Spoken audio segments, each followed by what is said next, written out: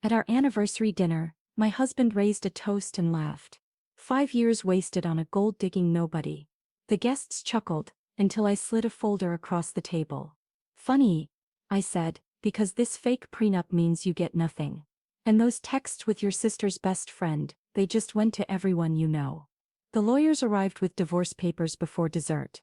But the real surprise, I wasn't supposed to understand the difference between a tax deduction and tax evasion. At least that's what Nathan believed when he casually detailed falsified business expenses across our marble kitchen island while I poured his coffee. With my back turned, he never noticed the phone angled just right, capturing every smug word as I nodded along. "You wouldn't get it, Evelyn," he'd say, each year laced with more condescension. "Your literature degree is cute for fairy tales, but this is real finance."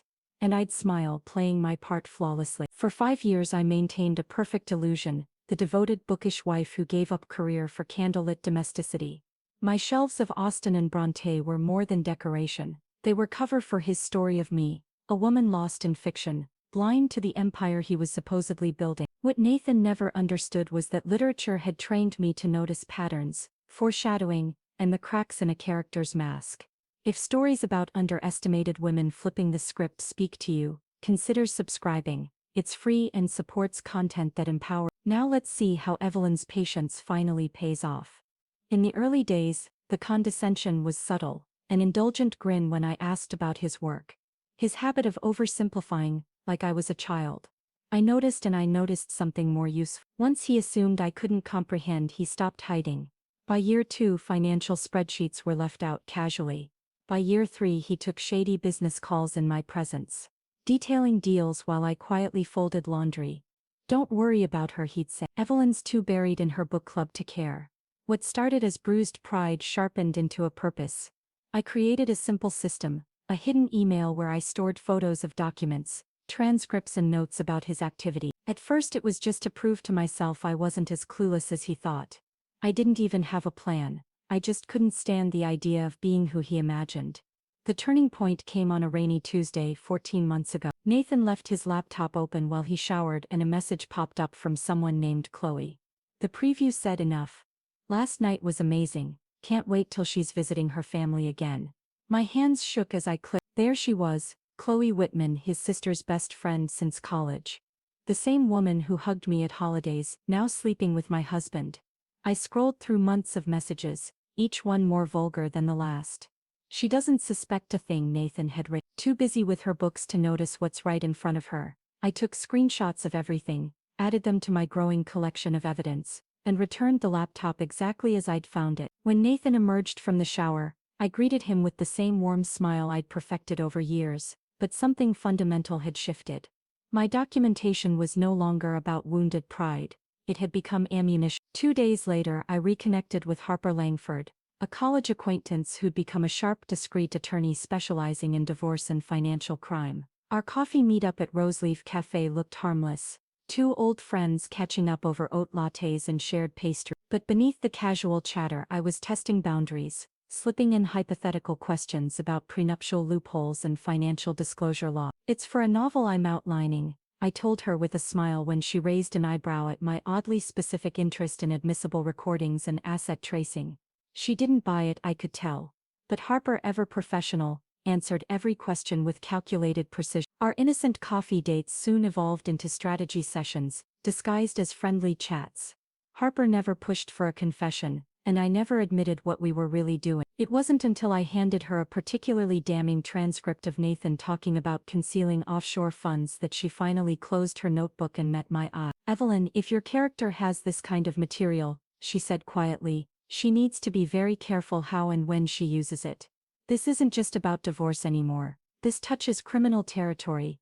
That moment changed everything. Harper helped me organize my files into a case, what would hold up in divorce court and what might land in the hands of federal investigators. She connected me with a forensic accountant under the guise of assisting with research for a financial thriller. He analyzed Nathan's paper trail with surgical precision. Then came the most damning revelation of all. Our prenup, the one I distinctly remembered signing at a notary office, had been altered after my signature. Clauses had been inserted, subtly but maliciously, stripping me of any claim to assets in the event of divorce. It was a masterstroke of manipulation, Not obvious, but illegal. This isn't just unethical, Harper told me, her voice crisp with restrained fury. It invalidates the entire agreement. Over the next several months, I perfected my role as the unassuming, slightly aloof wife. The woman too lost in novels to understand spreadsheets. Behind that facade, I worked methodically. I bought tiny undetectable recorder. I duplicated and encrypted all evidence. I memorized legal definitions, fraudulent conveyance, malicious concealment, coercive alteration, until they rolled off my tongue, and I waited. The setting, a stage of Nathan's own design. Our 5th anniversary dinner, lavish, ornate, held at the Orchid Room at Bellamy's, his favorite upscale downtown venue. Nathan had handpicked the guest list, 40 people, mostly his clients, colleagues, and investment partners. A few of my family members had been tacked on more for show than sent. The invitations, sent out weeks in advance, shimmered with gold foil lettering, celebrating 5 years of partnership and success. The irony, delicious. As I traced the raised letters with my fingertip, I couldn't help but savor the irony. 5 years of partnership and success, indeed, just not the kind Nathan was celebrating. The night before, I'd carefully laid out my outfit for the dinner, a sleek navy sheath dress Nathan once called faculty wife chic. It was perfect. In my clutch I placed Harper Langford's business card, tucked beside a slim thumb drive containing 5 years' worth of betrayal, fraud and arrogance. In the morning I would submit my full report to the IRS whistleblower office, complete with time-stamped recordings, spreadsheets, and forged prenup evidence. The ticking clock on our bedroom wall marked the final hours of my performance. Tomorrow Nathan Prescott would raise a glass in honor of our marriage, and I would stop playing the woman he assumed I was. The morning of our anniversary arrived with eerie calm. My hands remained steady as I applied my makeup, every brushstroke practiced over years of pretend. Nathan had left early for the office, promising to meet me at Bellamy's. "I've arranged everything," he'd said, kissing my forehead like one might a favored pet. "Just show up looking pretty." Bellamy's shimmered under the glow of its signature sconces as I arrived 30 minutes ahead of schedule. The maitre d' greeted me warmly. "Mrs. Prescott, your husband has arranged a beautiful evening. The Orchid Room is ready." I followed him through the softly lit dining room to the private hall Nathan had booked. Crystal chandeliers spilled golden light over a horseshoe-shaped table, adorned in white roses, navy silk runners, and polished silver. Place cards in ornate calligraphy marked every seat. Nathan and I, of course, were at the central curve, perfectly positioned for visibility and control. I circled the table slowly, studying the layout like a general surveying her battlefield. His investors and legal advisors sat to his right. My family, what little of it he allowed in his curated world, was pushed to the far edges. I slipped my manila folder into a side drawer beside my seat and checked my phone. Harper would arrive precisely at 9 just as dessert was served. The group text, preloaded with Nathan's messages to Chloe, sat waiting behind a single tap. 5 years of silence would end in the click of a button. Guests began arriving at 7. Nathan's parents were first. His mother wrapped me in a perfumed hug that reeked of performance. "You look lovely, dear," she said, eyes already scanning for someone more important. His father offered only a curt nod before making a direct line to the bar. Then came my sister Sophie. She spotted the tension in my jaw instantly and pulled me into a tight hug. "You good?" she whispered. I gave her hand a small firm squeeze. The only person in the room who might sense the steel beneath my polished smile. Nathan arrived at 7:30, flanked by his trio of closest business allies. They were laughing too loudly, already buzzed, already He looked every bit the high-flying executive, tailored navy suit, gold cufflinks, and that smirk. The one that said he still thought he'd already won. His eyes locked onto mine. He crossed the room with performative affection and kissed my cheek. "There's my beautiful wife," he said, placing a proprietary hand on my waist. "Always punctual, always perfect." He leaned in, lowering his voice. "I arranged for the Whitmore account to close tonight. Jeffrey's here, he'll sign after dessert." I smiled sweetly. The Whitmore account, one of his most creative tax evasion shells. Already documented, already flagged. Dinner unfolded with choreographed charm. The wine flowed, laughter echoed. I nodded in all the right places, asked polite questions about children, renovations, holiday plans, whatever kept the mask in place. Nathan's hand occasionally found my knee beneath the table. Above it, I may as well have been part of the floral arrangement. Then came the clinking of a glass. Daniel Moreau, Nathan's longtime business partner, rose with practiced ease. "I think it's time for a toast," he said, smiling broadly, "to the happy couple 5 years strong." All eyes turned to Nathan, already rising from his chair, wine glass in hand, brimming with smug charm. He had no idea. Nathan stood, champagne flute in hand, the room gradually quieting as every guest turned toward him. His smile carried that familiar razor-thin edge, the one that always emerged when he felt particularly clever. "5 years ago," he began, his voice rich with performative charm, "I made what my friends called the safest bet of my career." Polite chuckles rose from the crowd. Marriage to the quiet literature professor who seemed more captivated by fictional worlds than the one around her. I held my smile steady as discomfort began to ripple through the room. "My colleagues warned me," he continued, gesturing broadly, "that marrying someone so academically inclined might be difficult for a man in my position. But I saw what they didn't. Someone who would never question my business moves, who'd be content with the life I gave her and know her place." The room shifted. Even his most loyal allies looked unsure. "So here's to 5 years," he finished, raising his glass with a smirk, "wasted on a gold-digging nobody, who knew that my simple wife would turn out to be my greatest asset." The chuckles that followed were brittle, clipped, laced with discomfort. Sophie's face turned crimson. Even Nathan's mother glanced away, visibly mortified. As he sat down, self-satisfied, I calmly opened the drawer beside me and withdrew the folder. "I'd like to respond to that lovely toast," I said, my voice cutting through the tension like glass on silk. Nathan's smirk barely wavered as I stood, the folder in hand. "It's true I've been quiet these past 5 years," I said evenly, sliding the folder across the table toward him. "But not for the reasons you assumed." His eyes flicked to the folder without opening it. "What's this, Evelyn?" "An anniversary gift," he asked, still amused. "Maybe save it for later." "Oh, but it really can't wait." I smiled. "Funny you brought up assets, Nathan, because this fake prenup, the one you altered after I signed it, it means you get nothing." Color drained from his face as he opened the folder. There in stark black and white, side-by-side comparisons of the original prenup and his doctored version, each marked by a forensic analyst, annotated, notarized, and time-stamped. "And speaking of assets," I pulled out my phone. "Those messages with your sister's best friend Chloe, they've just been shared with everyone in this room." As if choreographed, a chorus of phone chimes broke the silence. Guests instinctively checked their screens. Laughter turned to gasps. Disbelief to stunned silence. "What have you done?" Nathan hissed, half rising from his seat. "Exactly what you never thought I'd do," I replied, calm as ever.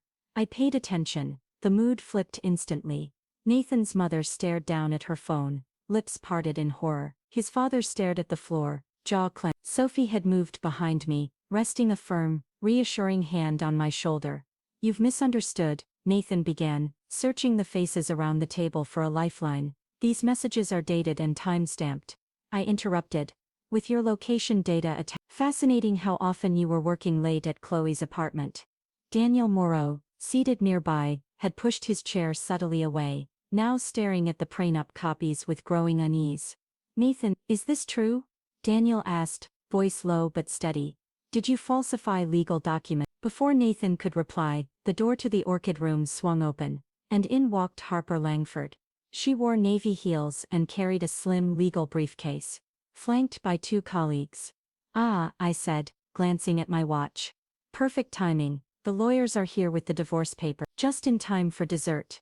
The room fell into absolute stillness.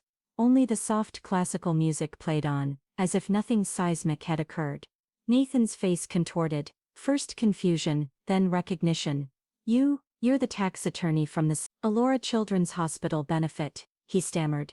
Harper offered him a professional smile. "Among other specialties," she replied smoothly. "Yeah." As Harper placed the leather portfolio on the table, filled with neatly organized divorce papers, a memory flickered through my mind, crisp and clear like the autumn night it came from. 3 years ago, Nathan had been on the phone in his home office, pacing in front of his floor-to-ceiling windows, while I dusted the nearby bookshelf, feigning absorption in rearranging first edition. "Listen, just move the Whitmore payments through the Cayman account first," he said casually, feet kicked up on his desk. "The IRS doesn't have the manpower to track every offshore transfer, and technically it's not illegal if we push it through the consulting arm first." That night I transcribed the entire conversation verbatim. My literature degree, long dismissed by Nathan as whimsical, was finally proving to be a weapon. Years of close reading and text analysis had trained my memory to retain dialogue with uncanny precision. I developed a method: record what I could, then reconstruct the full exchange with layered notes, contextual details, shifts in tone, choice of words, facial expressions, posture. I treated his every sentence like a suspect paragraph in a Victorian novel, hiding secrets between the lines. "I've prepared everything according to your instructions," Harper said, now sliding the documents toward me. "Not Nathan. All the evidence we discussed has been submitted to the proper authority." Nathan lunged for the papers, but Jeffrey Whitmore, his longtime business partner, intercepted him with a firm grip on his arm. "Don't make this worse," Jeffrey muttered, his face pale as he stared between his buzzing phone and the damning prenup document. Another memory rose to the surface. 18 months ago, Nathan, standing at our marble kitchen island, laughing into his phone. "Of course she doesn't get the Whitmore restructuring. She thinks it's a corporate reshuffle. The woman reads Jane Austen for fun. She's not exactly trained to spot a shell company." What Nathan never realized was that literary analysis taught me to notice, to track inconsistencies, to decode meaning, to understand subtext. When figures repeated across spreadsheets that didn't align with public statements, I didn't need a CPA. I needed patience, attention, and a pen. All qualities Nathan had once waved away as the quirks of a soft, bookish woman. "This is absurd," Nathan said, voice cracking under pressure. He looked around for support, but none came. "Whatever she thinks she's found, it's out of context. Evelyn doesn't understand a damn thing about corporate structure or high-level finance." "Is that so?" Harper responded, calm as ever. She reached back into her briefcase and pulled another file. "Then maybe you can explain the context of this recording from February 12th, where you explicitly instructed your CFO to smooth over the quarterly earnings. Or this email thread," she continued, "in which you propose generating fake invoices for services never delivered." Nathan's complexion turned the color of ash. "You recorded me," he gasped, stumbling back a half step. That's illegal." "One-party consent is perfectly legal in this state," I said quietly. "Something you might have known, if you'd ever listened when I mentioned researching my novel about white-collar crime." The novel had been the perfect match. For 2 years I'd openly floated fictional plots to him, protagonists who ran shell companies, love interests who evaded taxes, side characters caught doctoring spreadsheets. And Nathan, self-satisfied and unsuspecting, had corrected my storylines with real-world tactics, blissfully unaware that he was giving me a live blueprint of his own crimes. "You were writing about me," he said, voice barely audible. "Not at first, I admit, but you made such a compelling case study in fraud and financial narcissism. How could I resist?" The dessert cart appeared in the doorway, the server pausing as the tension in the room settled like static. Harper gave him a gracious nod. "Please," she said smoothly, "continue. We're just wrapping up some overdue business." The server wheeled in the cart, silver trays trembling slightly as he passed Nathan's chair. A triple-layered chocolate torte sat under glass, delicate and pristine, just like the empire Nathan once thought he controlled. And now, he had nothing sweet left to taste. Nathan's attorney, Mitchell Davis, burst through the doors of the orchid room, breathless and red-faced, as if he'd sprinted from his car. "Don't sign anything," he barked, striding directly to our table. "You're about 30 minutes late for that advice," Harper said, barely glancing up from the documents she was collecting. "But your client might benefit from your counsel regarding the IRS investigation." Mitchell froze. "What IRS investigation?" he demanded, eyes darting from Harper to me, confused and already sweating. I looked Nathan directly in the eyes. "The one triggered by the whistleblower report I filed 3 months ago," I said calmly. "All those nights I told you I was talking to Sophie." I smiled faintly. "I was building a case with the Financial Crimes Division." Nathan's skin took on a pale, sickly gray hue. "You wouldn't understand enough to document anything," he stammered, clinging to one last illusion. "I understood everything, Nathan," I said, cutting him off. "I just never let you see that I did. I identified every shell company. I traced the falsified charitable donations. I tracked the offshore routing structures. You taught me exactly where to look because you never thought I'd understand." At that moment, the chocolate soufflé arrived. The server, oblivious to the implosion unfolding before him, gently placed it between us with practiced elegance. Jeffrey Whitmore stood abruptly, his chair scraping across the hardwood. I need to distance myself from this, he announced, already slipping into his coat. Jeffrey, wait, Nathan started, voice rising. You can't just walk away, he hissed. We've worked together for years, you're in on half these deals. That's exactly why I'm walking away, Jeffrey replied, his voice cold and fine. And why you'll be hearing from my attorney tomorrow. One by one, Nathan's allies peeled away, murmuring vague excuses, clutching their phones, avoiding eye contact. The room was no longer a celebration, it had become a crime scene in slow motion. The souffle deflated slightly in the center, collapsing like Nathan's illusion of control. You know what's ironic? I said, voice quiet but clear. If you had ever bothered to read the books on my shelf, actually read them, you might have recognized the narrative arc: hubris, obsession, downfall. Literature's been warning men like you for centuries. Nathan's mother stepped forward, her posture was rigid, her expression unreadable. But for the first time since I'd joined this family, she addressed me directly. I'd like to understand exactly what's happening, she said, her voice clipped but controlled. I didn't gloat, I didn't raise my voice. I simply said, your son created fraudulent financial records, evaded taxes, manipulated legal documents, and he's been having an affair with Chloe Whitman for over a year. She didn't gasp, she simply reached up, unclasped her pearl necklace, Nathan's anniversary gift to her last year, and placed it gently on the table. I believe this belongs to your company, not my son, she said. Then without a backward glance, she took her husband's arm and walked out. Nathan's world, his empire, his allies, his curated reality, was collapsing around him in quiet, irretrievable pieces. He turned to me then, eyes flashing with rage and something close to fear. You spent 5 years planning this. Living a lie? No, Nathan, I spent 5 years married to one. Across the room, Mitchell pulled him aside, whispering urgently. I caught fragments. Damage control, federal charges, possible injunction. Guests hovered in awkward clusters, unsure if they were allowed to leave, to speak, to breathe. Sophie slid into the seat beside me, her hand still warm from the champagne flute she abandoned. I always knew he was arrogant, she said softly. But this? Evelyn, this is unbelievable. For the first time that night, emotion cracked through my mask. My hand trembled slightly as I lifted my water glass. I've lived with the truth for so long, I whispered, that I almost forgot how shocking it really is. Sophie squeezed my hand. You didn't have to go through it alone. I couldn't risk anyone knowing, I said. He had to believe I was exactly who he thought I was, too simple to understand, too loyal to question. On the far side of the room, Nathan's old college friend, Thomas Grady, was methodically deleting contacts from his phone. He didn't bother to hide it. I'm out, Nathan, Thomas said, voice raised just enough. The Davidson contract was sketchy enough, but this, he nodded toward the folder still spread open.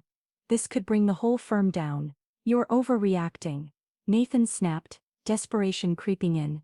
Evelyn doesn't understand what she found. It's all explainable. To who? Thomas countered, deadpan. The IR or your parole officer. I'm not going down for this. As Nathan watched another pillar of his carefully curated empire crumble, something in his face shifted. The initial shock and disbelief hardened, coagulating into something sharper, darker. He straightened his tie, composed the remnants of his ego, and walked back toward the table with renewed purpose. We need to talk, he said to me, his voice low and controlled. Privately. I don't think that's necessary, Harper interjected smoothly, barely looking up. Anything you have to say can be directed through legal channels from this point forward. This doesn't concern you, Nathan snapped at her, then turned to me. Evelyn, think about what you're doing, he said. 5 years together means nothing to you. You're willing to burn everything down over some misunderstanding. For a moment, I felt the familiar tug, the well-worn rhythm of his commanding tone and my trained response. The conditioned urge to de-escalate, to make peace, flickered in me like an old reflex. But then I remembered his words. 5 years wasted on a gold-digging nobody. There's no misunderstanding, I replied, my voice calm and even. And there's nothing to discuss. Nathan leaned in, eyes narrowing. You think this little performance makes you powerful, he hissed. I built everything. When this is over, you'll have nothing, and no one. And then something unexpected happened. I laughed. Not the careful, polite laugh I used to keep things comfortable. Not the muted giggle that made his friends feel clever, but a real laugh, From someplace free. I already had nothing, Nathan, I said. You made sure of that. The difference now is I know my own worth. That shook him more than anything. Not the documents. Not the texts. Not the exodus of allies. It was my posture, upright and unyielding, my gaze unflinching. The woman standing in front of him wasn't performing anymore. You'll regret this, he threatened, though his voice betrayed a quiver of uncertainty. I only regret not doing it sooner. As he backed away, returning to his frantic counsel with Mitchell, a familiar figure approached. Emma Carlyle, once my closest friend. She had long since drifted toward Nathan's world, drawn by proximity to power, abandoning me without so much as a second thought. Evelyn, I had no idea, she said, her voice low, tentative. The way he talked about you at dinner parties, I just assumed that I was exactly what he described. I finished for her. That was the point, Emma. She looked away, shame coloring her features. I should have seen through it.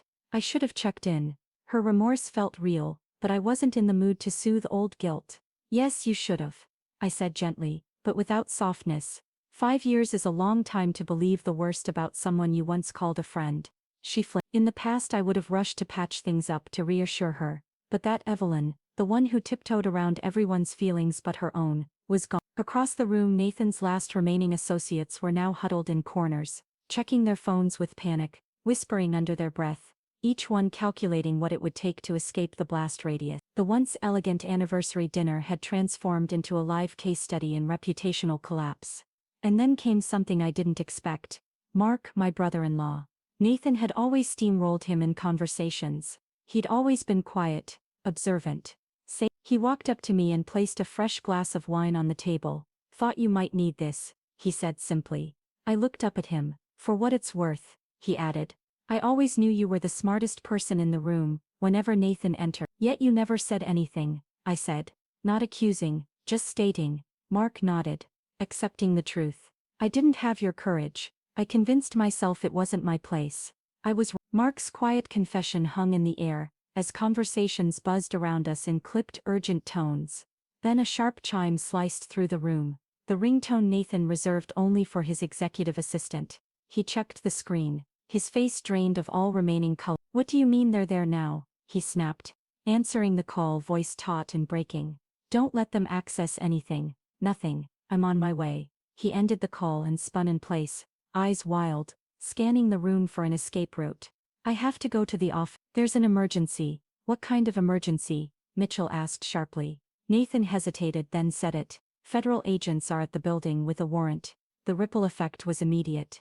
Gasps. Shifting. Two more of his associates bolted from the room without looking back, as though fleeing a crime scene they'd only just realized they were part of. For the first time since I'd known him, Nathan Prescott looked truly lost. His carefully maintained illusion of power, poise, control disintegrated in real time, revealing the empty core underneath.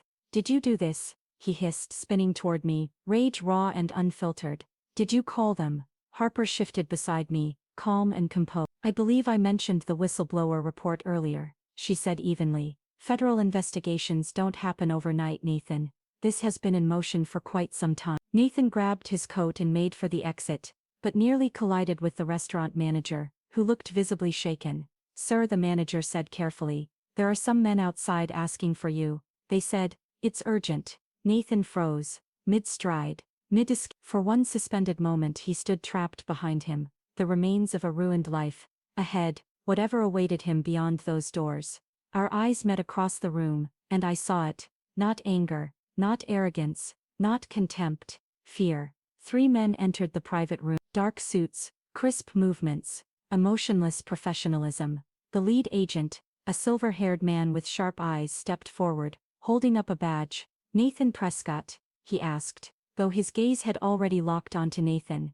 That's him, someone murmured unnecessarily. Mitchell stepped forward. I represent Mr. Prescott. Whatever this is. Nathan Prescott, the agent repeated, undeterred. We have a warrant for your arrest on charges of tax evasion, wire fraud and falsification of federal documents. He pulled a paper from his inner jacket pocket. You have the right to remain silent.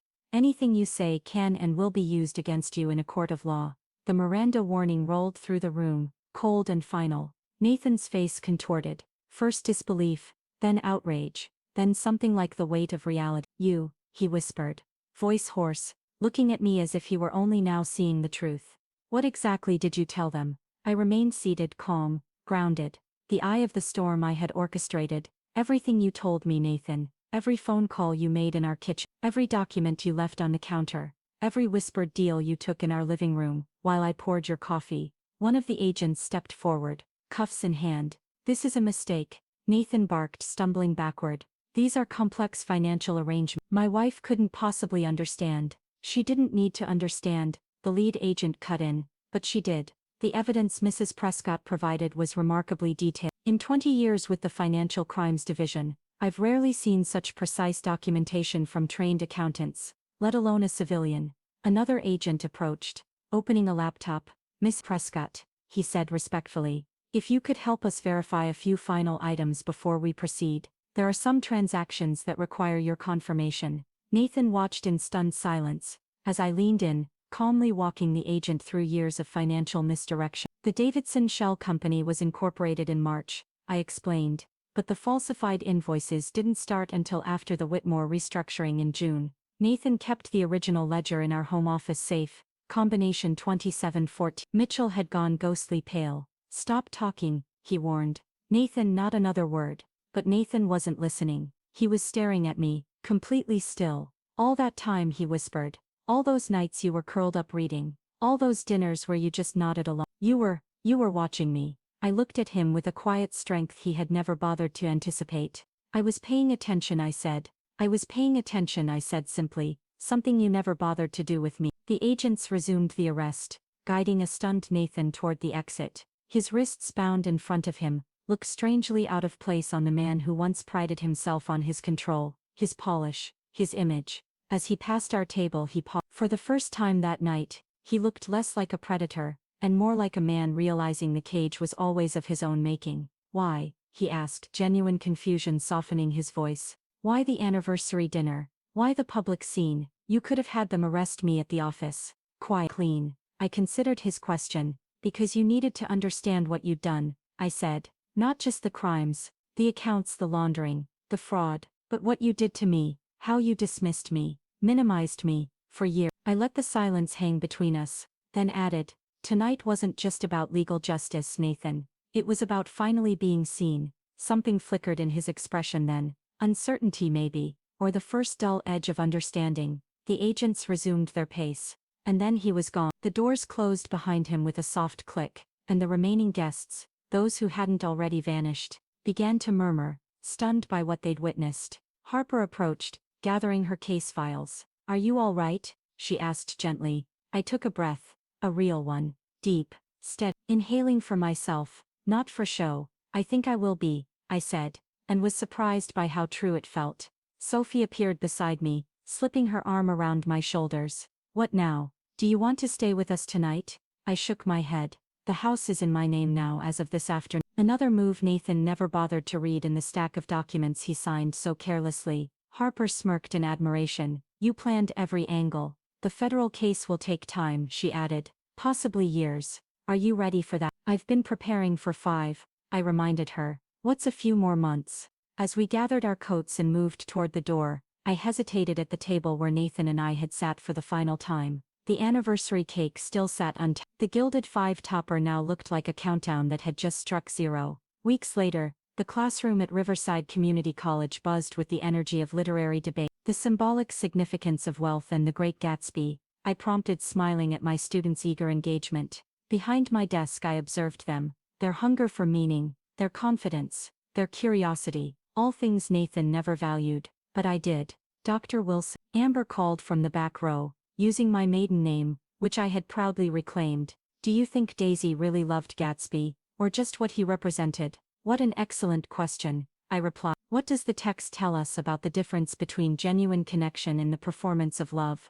Their responses poured in, quotes, counterpoints, competing interpretations. The same analytical skills I once used to dismantle my husband's empire were now being passed on, not as weapons but as tools, for clarity, for strength, for independence. After class I walked to the campus cafe where I hosted my weekly financial literacy circle for women. What had started as casual chats over coffee had grown into structured sessions, compound interest, financial abuse, red flags, legal rights in relationships. My phone buzzed. A text from my publisher confirming our next meeting about my manuscript, hidden in plain sight, A Woman's Guide to Financial Self-Defense. The advance had been modest, but the interest from women's organizations had been overwhelming. Outside the cafe I noticed a familiar figure, Chloe Whitman, Nathan's former mistress. She stood awkwardly near the entrance, shoulders tense.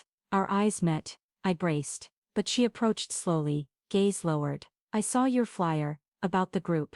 I wasn't sure if I'd be welcome. The old Evelyn might have smiled politely, offered immediate forgiveness to smooth the discomfort, but that Evelyn had fulfilled her purpose. I studied her for a long moment. The group's open to any woman who wants to learn, I said.